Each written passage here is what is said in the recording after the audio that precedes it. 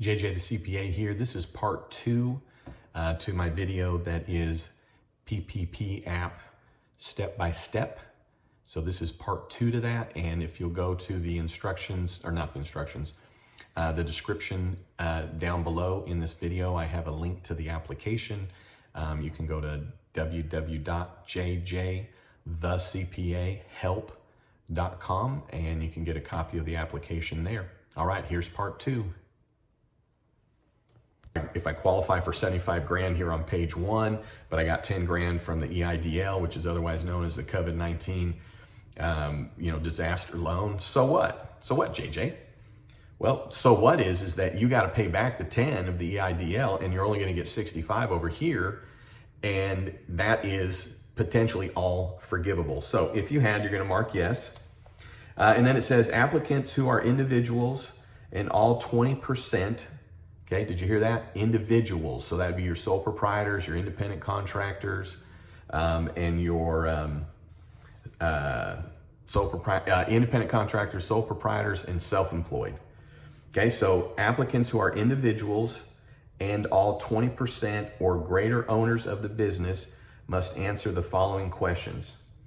If questions 5 or 6 are answered yes, or question 7 is answered no, the loan will not be approved, okay?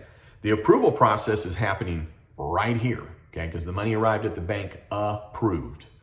Bank's verifying the information, verifying you.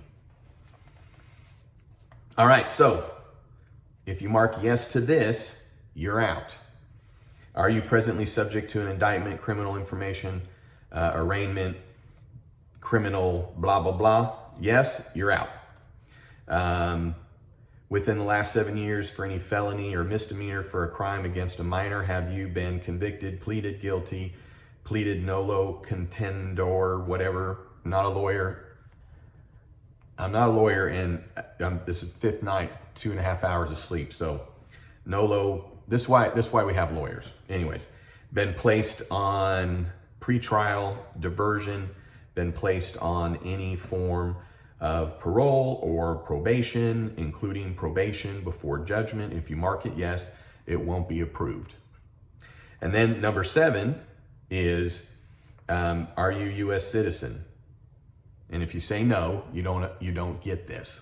So it does say a U.S. citizen or a lawful permanent resident status. Okay, so if you're one of those two, you get it. So bottom line is every one of my clients, we're good so far, right? So it would be a no, a no, a no, a no, a no, a no, and I'm a U.S. citizen, okay? So obviously we would have gotten through that pretty quick. Then there's certifications. So the business and each 20% or greater owner must certify in good faith to all the below by initialing next to each one. So if you got multiple owners, okay, you all will need to initial here that you understand it, okay? Now, I'm not going to read this word for word, but this is what I've been talking about over and over. You have to certify that your current economic condition is uncertain, okay? That's the first one. Funds will be used to retain workers and maintain payroll or make mortgage payments, lease payments, utility payments. Yes, and there's a couple other things in there. Initial, I understand that. Documentation verifying the number of full-time equivalent employees on payroll, as well as the dollar amount on payroll costs covered, mortgage interest payments, hang on, covered rent payments and covered utilities for the 8-week period following this loan will be provided to the lender. So you don't provide this up front. What you're certifying is, I'm gonna get this documentation to the lender after the 8-week period is up, okay?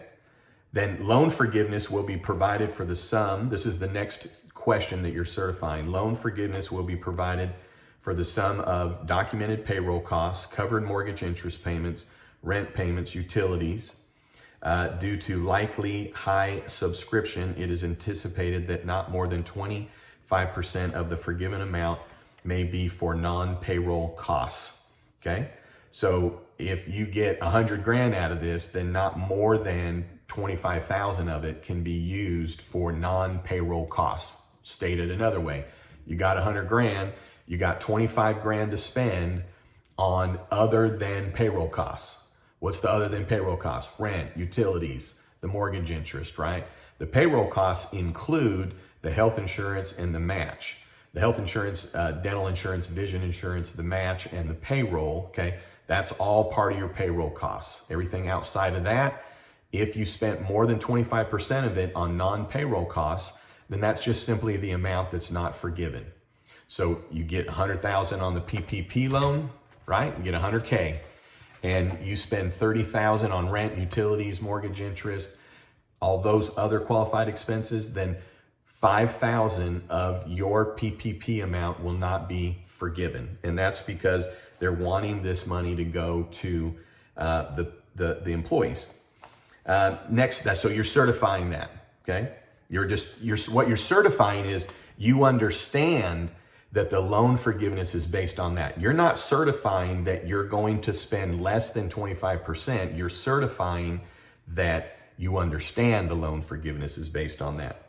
Then during the period beginning on February 15th, 2020 and ending December 2020, the applicant has not and will not receive another loan under this program. So think for a second though, okay? If you own multiple businesses, okay, you have multiple businesses, okay?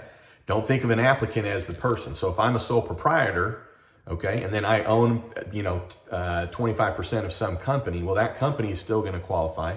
And as a sole proprietor, I'm still going to qualify. Now, if you're finding ways to double dip, that's not going to happen, okay?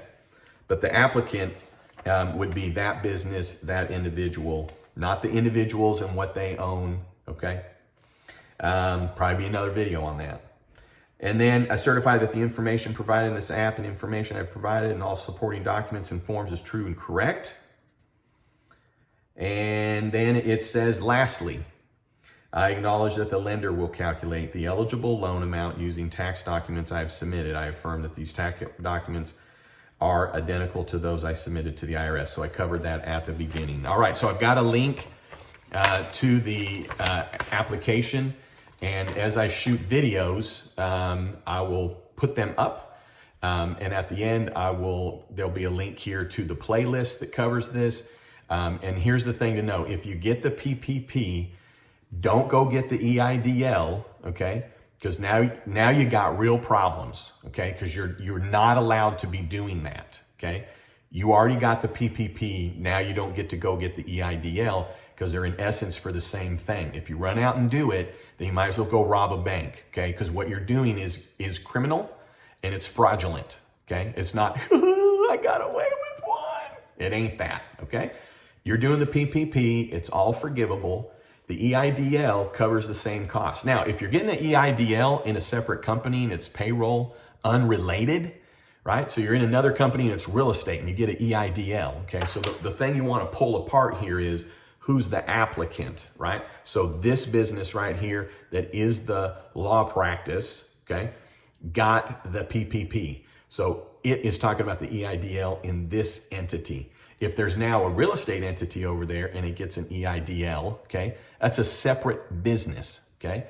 So again, if you're trying to find ways, don't get me wrong, I'm not accusing you of anything, okay? But if you're finding ways to double dip, stop it, okay? The relief here is first come, first serve, okay? It's first come, first serve. Take what's coming due to you and then you got it. Because technically you could probably run over and get that EIDL, okay? After you do this, you're like, well, so I'm assuming that at some point there's going to be a question when you're getting that EIDL that says, have you done the PPP? So everything's catching up with itself. All right, hey, thanks for tuning in. I'd love it if you'd subscribe to my YouTube channel. Keep note because I'll continue to have videos that come out as these things progress. And more information in terms of the documentation and self-employed and all that good stuff. I'm just glad that it's here. I'm so glad that it's here, especially for my clients. It's here, it's here, it's here. Thank goodness. And we deserve the help. You deserve the help. So, all right. Hey, thanks for tuning in.